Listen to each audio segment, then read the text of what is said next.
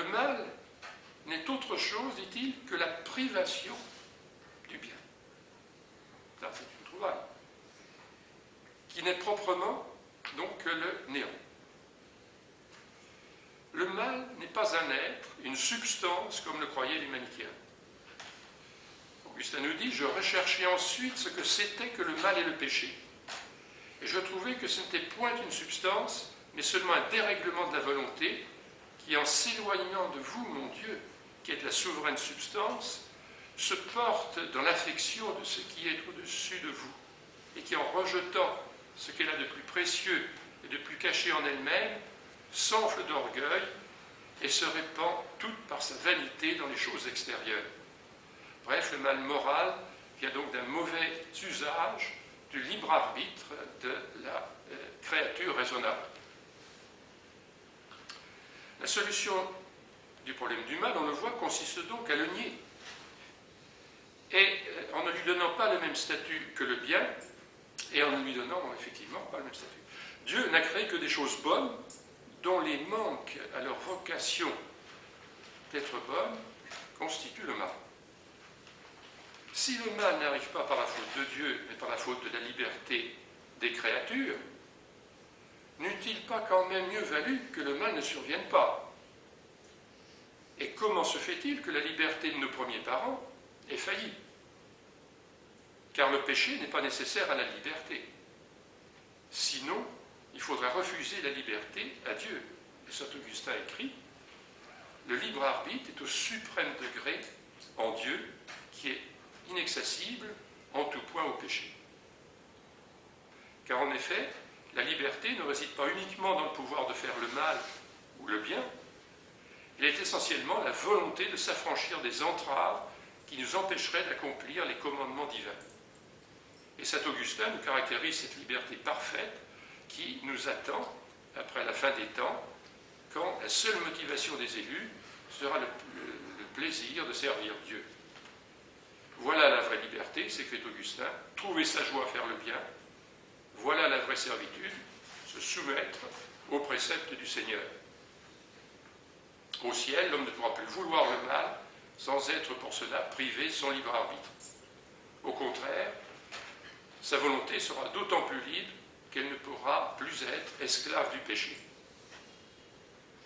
Si donc l'homme peut pécher, et Dieu pas, c'est que la créature n'est pas de même nature que celle du Créateur. La créature n'est pas une parcelle du Créateur, elle est une création nouvelle. Œuvre excellente, nous dit Augustin, du souverain bien, mais inférieure en bonté à la bonté de son Créateur. Cela tient à la limitation inhérente à toute créature, sinon elle serait Dieu. On pourrait penser que cette limitation est un mal métaphysique. Non, répond Augustin, car le mal métaphysique n'est pas pour lui la privation d'une perfection. Une créature est bonne en soi, mais d'un degré toujours inférieur à celle du Créateur. En d'autres termes, la liberté humaine est faillible, celle de Dieu est infaillible. On peut alors se demander pourquoi Dieu a voulu cette liberté faillible d'un degré très inférieur à la sienne et, de fait, génératrice de mal. Parce que, dit Augustin, l'homme ne serait pas parfait s'il obéissait au commandement de Dieu par force et par nécessité et non par sa libre adhésion. Dieu a voulu que par un bon usage de son libre arbitre, il méritât la récompense du bien, ce qui a comme corollaire qu'un mauvais usage mérite punition. Le mal a donc son utilité, et de plus, il est comme l'ombre d'une peinture qui permet la mise en relief des parties lumineuses.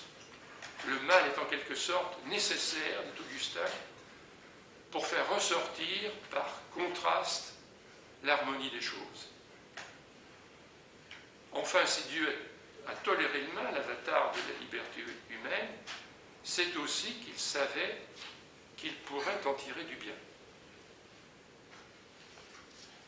Dieu, dit Augustin, souverainement puissant et souverainement bon, ne souffrirait rien de mauvais dans ses œuvres s'il n'était assez bon et assez puissant pour tirer le bien du mal lui-même. Saint Augustin dit encore, le Tout-Puissant sans doute pourrait ne pas créer ceux dont, dans sa prescience de toutes choses, il ne peut ignorer la chute à venir, si dans sa suprême bonté, il ne pouvait faire servir au bien même un très grand nombre de méchants. Les mots les plus inattendus peuvent être ainsi justifiés. Augustin cite par exemple l'adultère.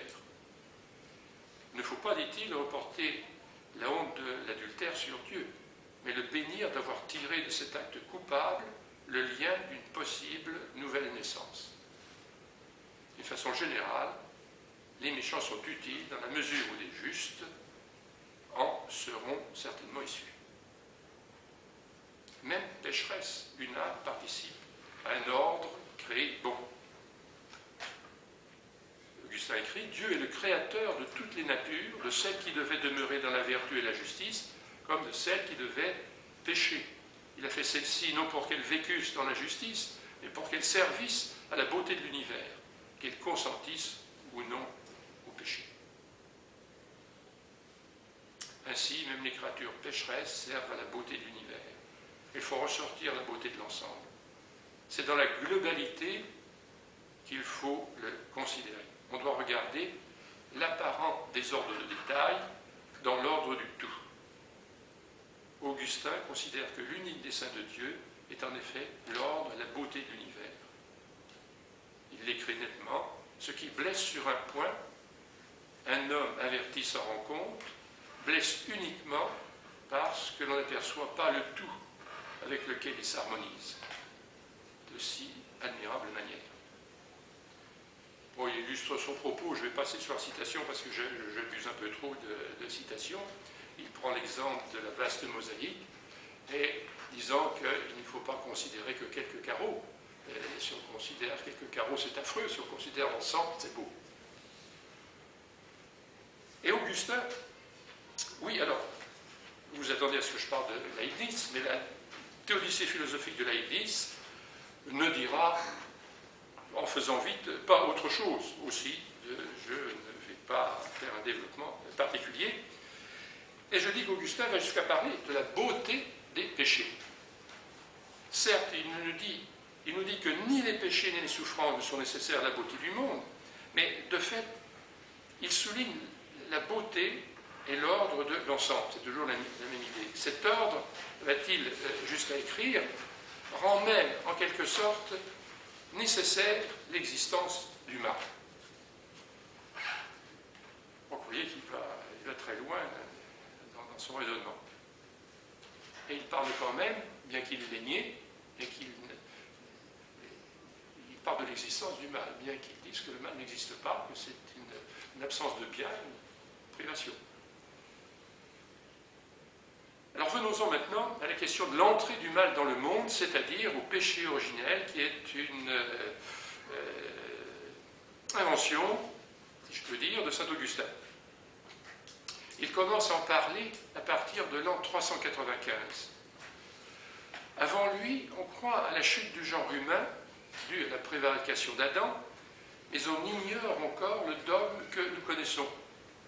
On ne parle que de la chute originelle qui a conduit à un état de déchéance et de concupiscence, c'est-à-dire une tendance naturelle au péché. Cependant, à la naissance, tous les êtres humains sont considérés comme purs, indemnes de péché. Le péché ne vient qu'après, et il ne peut être que personnel. Par ailleurs, la tradition n'est pas fixée en ce qui concerne le baptême. D'aucuns pensent que les petits-enfants n'ont pas à être baptisés. Pourtant, la conception contraire s'impose pour la raison suivante.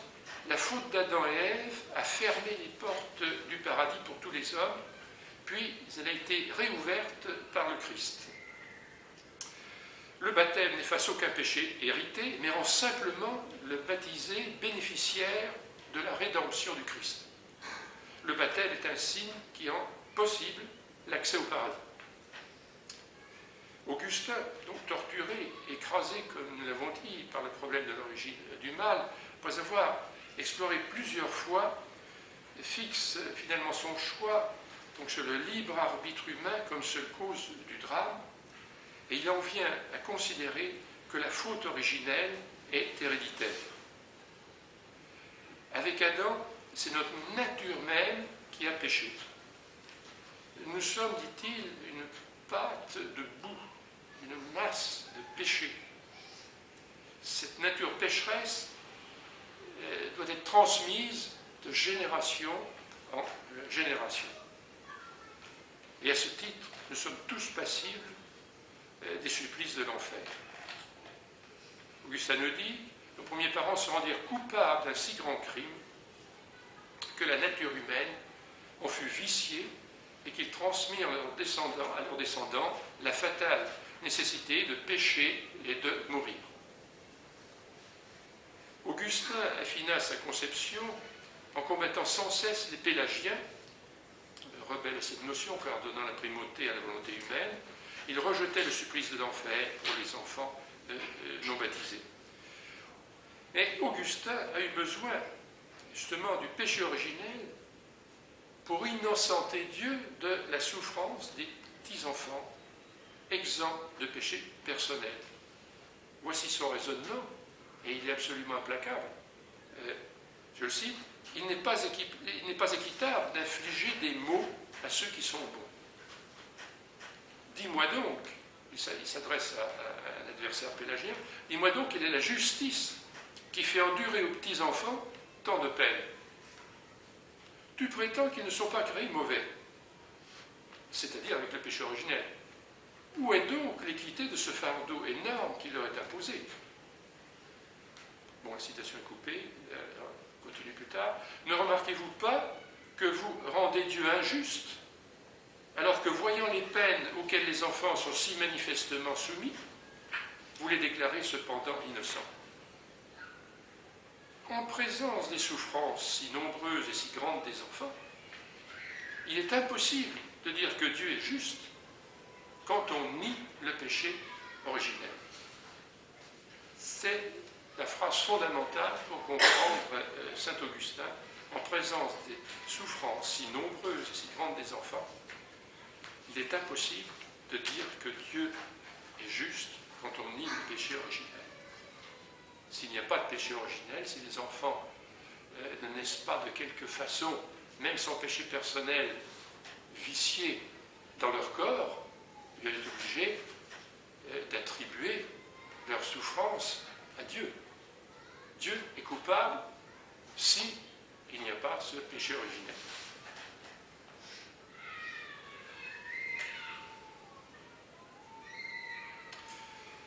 Le concile de Carthage reprend donc les positions de saint Augustin. Le dernier concile de Carthage, il y en a plusieurs. Nous savons que les enfants mêmes seront punis, dit le concile, ou récompensés selon bien ou le mal qu'ils auront fait par leur corps. Non en agissant par eux-mêmes, mais par ceux qui ont répondu